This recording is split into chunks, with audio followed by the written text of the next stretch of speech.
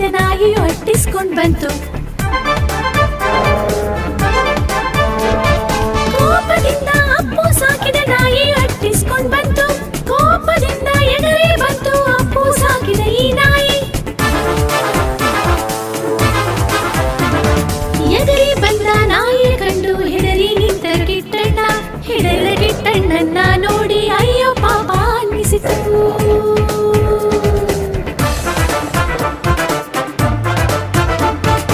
ಅಯ್ಯೋ ಎಂದು ಕಿಟ್ಟಣ್ಣ ನೀರಲ್ಲಿ ಬಿದ್ದೆ ಹೋಗ್ಬಿಟ್ರು. ನೀರಲ್ಲಿ ಬಿದ್ದೆ ಹೋಗ್ಬಿಟ್ರು. ಬಣ್ಣ ಬಣ್ಣದ ಟೋಪಿಗಳೆಲ್ಲ ನೀರಲ್ಲಿ ಬಿದ್ದು ತೇಲಿದವು. ನೀರಲ್ಲಿ ಬಿದ್ದು ತೇಲಿದವು. ಕೆಟ್ಟ ನಾಯಿ ಗುಂಡು ನಾಯಿ, ನಿನ್ನ ಆಮೇಲ್ ನೋಡ್ಕೊಳ್ತೀನಿ ನೋಡ್ಕೊಳ್ತೀನಿ ನೋಡ್ಕೊಳ್ತೀನಿ, ನಿನ್ನ ಆಮೇಲ್ ನೋಡ್ಕೊಳ್ತೀನಿ. ಸುದ್ದಿ ನೋಡಿ ಅಪ್ಪು ಒಂದು ಯೋಚನೆಯನ್ನು ಮಾಡಿದನು. ತುಂಬಾ ಯೋಚನೆ ಮಾಡಿ ಸಹಾಯ ಮಾಡಲು ಅವನು ಮುನ್ನಡೆದ.